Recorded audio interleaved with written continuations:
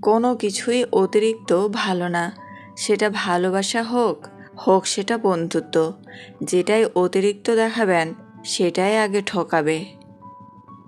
ডাকাত যেমন গরিবের বাড়িতে ডাকাতি করতে যায় না, তেমনি শয়তানও ভালো মানুষ ছাড়া খারাপ মানুষকে ধোঁকা দেয় না।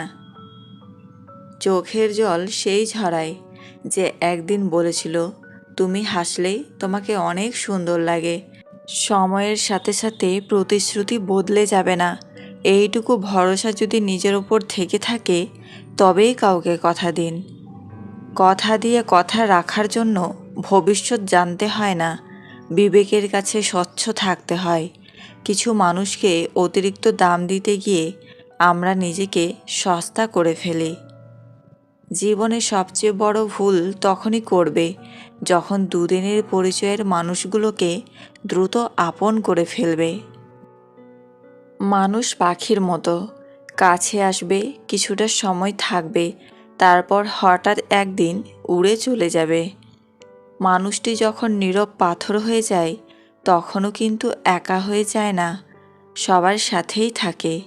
কেউ টের পায় না তার চুপ হয়ে যাওয়াটা। সবার সাথে মিশে থাকে আর নিজের সমস্যাটুকু সে নিজে ডিল করে। একসময় এসব অভ্যাসে পরিণত হয়ে যায়। এরপর মেন্টাল সাপোর্টের জন্য আর কাউকে প্রয়োজন হয় না। নিজের হতাশার জন্য কখনো অন্যকে দায়ী করো না, বরং নিজেকে দায়ী করো অন্যের থেকে অতিরিক্ত আশা করার জন্য। যে মানুষটা নিজের হাসি বিক্রি করে আপনার হাসি কেনে, সেই মানুষটার নাম হলো বাবা। যদি সব কিছুই পাওয়া যেত তাহলে জীবনের রং বলে কিছুই থাকতো না। কিছু না পাওয়া, কিছু কষ্ট, এগুলো জীবনে পূর্ণতা দেয়। জীবনে সব কিছু পেলে জীবন হয়তো মূল্যহীন হয়ে যেত। থাক না কিছু কষ্ট, এই তো আছি বেশ। নিজের বাড়ি ভাঙা কিংবা ভালো, যেমনই হোক, নিজের বাড়ির মতো শান্তি কোনো রাজার রাজপ্রাসাদেও পাওয়া যায় না। নিজের চোখের সামনে সব দেখেও চুপ থাকতে হয়, উল্টে রাগ দেখায়। সব মেনে নেয়ার পরেও প্রতিনিয়ত ঠকে যাচ্ছি। তাও কোনো অভিযোগ নেই, শুধু বিশ্বাস করি যে যেমন করবে তার সাথেও ঠিক তেমনই হবে। ভালোবাসা প্রকাশ করতে নেই, যে প্রেম যত গোপন সেই প্রেম ততই গভীর। কিছু মানুষ জীবনে বারবার আসে না, তাই আগলে রাখতে হয়। মানুষকে মানুষ হতে হয় তার স্বভাব গুণাগুণ দিয়ে।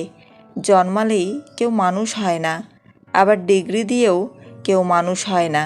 মনুষ্যত্ববোধ সব মানুষের মধ্যে থাকে না। মানুষ নিজের প্রয়োজনে অন্যের জীবনে আসে, অন্যের জীবন এলোমেলো করে নিজের সুখ কুড়িয়ে নিয়ে চলে যায়। জীবনে সুখের চাইতে দুঃখের পরিমাণটা এতটাই বেশি যে সুখগুলো কবে এসেছিল সেটাই ভুলে গেছি। যে পুরুষ নারীর হৃদয় স্পর্শ করতে পারবে সেই নারী ওই পুরুষের জন্য সারা জীবন পাগল থাকবে। আসলে কেউ কাউকে ভুলে না, প্রয়োজন ফুরিয়ে গেলে যোগাযোগ বন্ধ করে দেয়। যেদিন আপনার মন খারাপ থাকবে সেদিন আপনার প্রিয় মানুষের ব্যস্ততাও থাকবে। বয়স্ক নারীরা শারীরিকভাবে আকৃষ্ট বা উত্তেজিত হলে এই 7টি ইঙ্গিত দেখা যেতে পারে। 1. আপনার কাছে থাকার চেষ্টা করবেন, তিনি বারবার আপনার আশেপাশে থাকার অজুহাত খুঁজতে পারেন। কথা বলার সময় দূরে না গিয়ে কাছাকাছি থাকতে স্বাচ্ছন্দ্য বোধ করবেন। 2.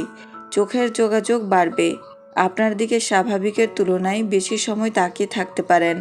অনেক সময় চোখে চোখ পড়লে হালকা হাসিও দিতে পারেন। 3.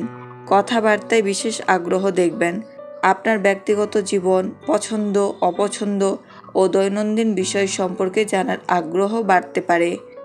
4.